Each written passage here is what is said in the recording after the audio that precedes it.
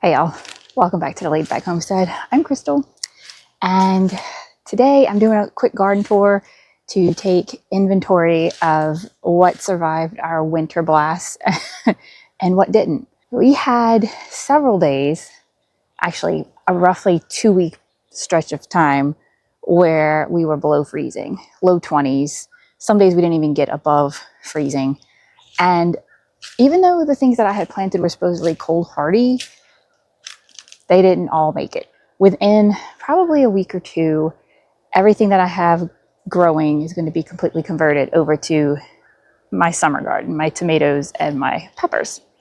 So these things have to go. I am a little bummed I didn't get better production, but navigating a winter garden in zone 9A can be challenging. Some years we get a winter and some years we don't. So just a quick glance at the main garden areas. I just want to quickly say this. I keep getting asked about these reflectors. These are mainly just used to stake up plants. They were free, and I like free things, especially when it comes to gardening. It's already kind of an expensive hobby. So I use what was given to me. And if you stick around and you watch all of my garden videos going into spring and into summer, you'll see how we utilize that and how we string the plants up and then we string them onto this, and these just help keep everything aligned. So cauliflower was a fail. I thought for sure that we would have better luck with the cauliflower, but we did not. The celery is doing great, no issues there. This is the golden boy celery, so it is supposed to be yellow or yellowish. And then the Chinese cabbage looks like it's just now attempting to do something, but you can see we got frost damage, burns there. And the same kind of goes for the broccoli. All of the broccoli I had heading has gone to seed. This one we did harvest a main head here, so these were just side shoots. This poor bed, I don't think I got a single broccoli out of this entire bed because they were just starting to head up. I mean, this guy looks like he may do something. We'll see. This guy in the back hasn't done anything. I don't know if I really have time to wait for him. This is looking promising. It's the Chinese cabbage. Probably the best looking one that I have. This is another Chinese cabbage that you can see decided it wanted no part of the winter freeze. And this looks like maybe a baby broccoli hanging on for dear life. Parsley was a beast through it all. This did very well during our summer as well. So this is a little bit of cilantro that came up out of nowhere. In this bed, again, Chinese cabbage that just wasn't going to do anything. Broccoli that didn't want to do anything. This one looks a little bit better, but again, it's already going to seed and it's not super big. Now, snapdragons, these did amazing. And I've been out collecting seeds from the spent heads. This is the apple blossom variety. This is the bed that had my 8-foot Cosmo in it last summer. I have some chamomile that I am finally successfully growing. Hopefully that stays established. But everything else in this bed really remains stunted the majority of the season. These should all be much further along than what they are. Garlic chives, they live through everything as well. I may actually come and just cut them down because I haven't found a good use for them yet, in my opinion, and they're just taking up valuable space. This is another of the Chinese cabbages. And then here I have a Brussels sprout, which is not doing anything. And I recently learned that Brussels sprouts take 6 months in my climate. I didn't know that, and I don't think I started them early enough. So lesson learned there. We have a broccoli that's finally doing something. And now that we're getting warmer, I'm hoping it will make it. And another Brussels sprout tucked into here. That's, way too puny for this time of the season. Same with this guy. He probably won't make it. And that bums me out because that's one of my cheddar cauliflowers finally doing something. I may let that stay because I don't think it's going to get very big, but maybe we'll get a little harvest of that. Now in this bed, we had harvested all of the broccoli prior to the freeze. This was the purple broccoli variety that I wasn't really in love with. I may let one of these go to seed and save seeds just in case I get a whim to grow it again, but I'm not really sure that that will happen. This, I believe, is a large cabbage that unfortunately looks like it's got some pest pressure in here doing damage, which was surprising for how cold we were. But I guess because we had a warm snap prior to that, the pests got in there and still did damage. Still trying to figure out what this is. If anybody knows, let me know. I've never seen a weed grow like that in my yard. Now, the saddest thing of all time for me was my peas. My peas were looking glorious. These are the Lincoln shelling peas. I harvested what I could, what was ready, but there were so many that just weren't even close. And honestly, I was so sad to see this. I left them in the ground because I couldn't bring myself to yank them up. That's how upset I was over my peas. But if you look, some of them have actually gone ahead and have a bunch of new growth on them and even new flowers. So maybe, because I don't expect another freeze, maybe I'll get some before it gets way too hot. Fingers crossed for me, please. Now back here, we have some more volunteer cilantro and some more snapdragons. I believe this variety, oh look, free seeds. I believe this was called Flamethrower. I bought this as a start from my local nursery. I didn't start these from seed, but I am going to collect seeds. I have a Brussels sprout back here. Again, you can see it's doing a little something, but not much. I doubt it's going to be able to stay. And then I have a cute little head of cabbage that actually feels quite firm. So I think that's ready. I don't really know. This was our calendula. It was supposed to be cold hardy down to, I believe, 25 degrees is what I read on the pack. But I don't know. It definitely took some damage. Do you think it will come back? This was my first time growing calendula, and I started it from seed. So I wasn't really sure what it would do. I'm not sure if it'll even handle the heat or bloom before the heat. Maybe it's something I need to try for fall. I don't know. Any tips or tricks? Please let me know.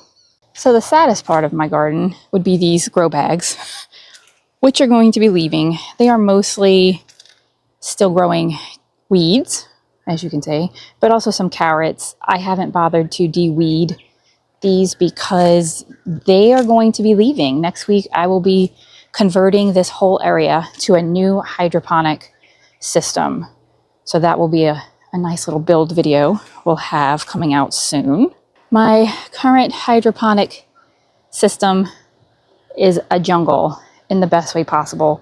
I will say this, they did take damage. So all of those holes, that was actually frost damage that you can see. It just bleached the leaves and then they eventually eroded away, I guess you'd say. I'm not exactly sure what that's called, but that was all frost damage. You can see the discoloration on some of these things is still pretty prevalent. I don't know what this is. I really don't know. Is that Brussels? Oh, it's Brussels sprouts, isn't it? Okay, those are the biggest Brussels sprouts I've ever grown. Are you kidding me? I'm actually going to get Brussels sprouts this year. Now, why did they open like this? What's going on here? Why would they open like that? Is that normal for them to do that? So on the back end of my hydroponics, I have a lizard friend. No, lizard friend, what you doing? Okay. I don't know what this is. I don't know if it'll have enough time to head before I want to plant something else in it. It's kind of shaded out by this behemoth thing. I'm not sure what this is. I think it's a cabbage. I'm pretty sure it is, but I've never grown cabbage hydroponically before, so I'm not 100% sure what that will do, if it will do anything. Here we have a very sad, deceased looking cauliflower. What in the world happened to you? Well, that's a complete fail, so we'll be yanking that out. Some more ginormous Brussels sprouts. It's been a hot minute since I have been out here, and I did not know that these took off like this. So that is really exciting.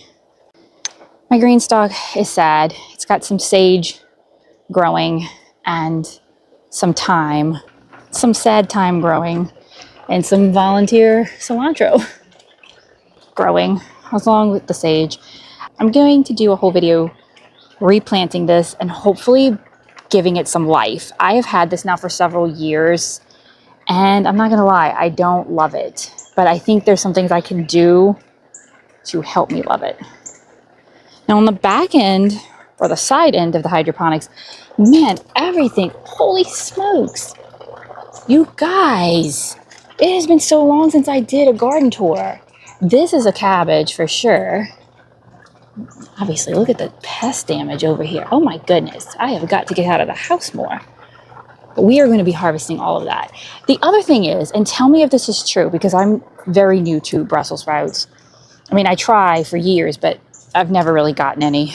I have heard that if you top the plant, it will put all of its energy into plumping up the Brussels. Is that true? Is that true? I mean, look at that. I am so proud of that. Y'all have no idea. Of course, there were failures. This was a replanting, I think, of some Brussels sprouts that is just completely obliterated. It did not survive the freeze at all. And then I have here Romanesca cauliflower, I believe. This was the purple broccoli I had harvested once, and I haven't even been refilling that because I was just letting that die off so I can replant these buckets with peppers. In the end here, we have another Brussels sprout. These ones are, I mean, it is still hydroponics. It's a DWC bucket. They're not quite as big as the ones in my full system, but I am not going to complain because this is the most Brussels sprouts I've ever actually gotten. This is what I would call chaos row.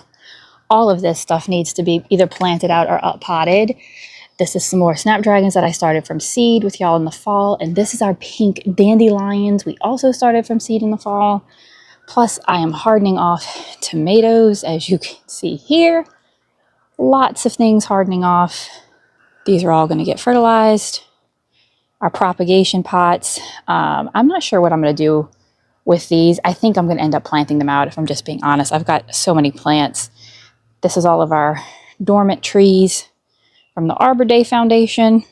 My poor fireball is not looking the best, as you can see. I should have moved it. Oh, look at that. Oh, there's buds on it. I thought I lost this. I'm not going to lie. I already had it in my head. I was going to have to go to my mom's house and get a cutting and propagate it. I really, really thought that that was exactly what was going to happen. But there are buds. That's life. That is life. So back here, I didn't really utilize a lot of my self-wicking buckets for winter. I kind of wish I would have, but I didn't. I do have a couple of things in here. This guy and this guy are both really small. I'm going to end up just pulling them. Him I will harvest though. Hello. You're nice. That's what I'm talking about. This guy, again, small. Let's see. This guy, actually, this guy has some Brussels on him too. So we're definitely going to pull what we can. This is the one I was running as an experiment with the one at my homestead property to see if them getting more light out at the homestead would have actually benefited them. But I'm not going to lie, I think this guy looks better. I'll have to get footage of the other one and we'll compare. So garlic is looking okay. This is probably the best garlic I've ever grown. I don't know. This bed, actually, I take that back. All three of these beds I almost consider to be failures, simply because these three beds get the most sun in my yard. And I really thought that things were just going to take off, but everything is frozen in time. Puny. Puny. This was the only red cabbage I even had come up from seed, and it's small. Unbeknownst to my husband, I'm thinking about adding on some more self-watering buckets, but I want to do a different build design. So let me know if you'd be interested in seeing that. I have two different systems already. I have the Amazon kit, which I can link below. And if you're brand new to self-watering buckets, I do suggest you try to start there if you can afford it. If not, I also have the build where I use recycled water bottles from my house. And those work just fine too. That's obviously the freer option. But I want to do I think some more buckets, but have them be based off of my bed designs with the rocks as the water reservoir, because none of my beds can be open to the ground due to bacterial wilt. I should have probably started with that since a lot of people are new to this channel recently. I have some chamomile over here, not doing as well. This was not chamomile. Let's see. Was I smart enough to put a good tag? I put a tag, but it faded. This, it was a flower I had never grown before too. So that's unfortunate. Some more garlic. Some more garlic. That's about the best thing I can say. We have, I think that was more chamomile. Hopefully that survives and actually does something. Can y'all see? In here we have some black radishes. It's hard to see the black up against the soil, but he's in there.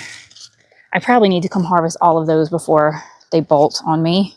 So I have a question.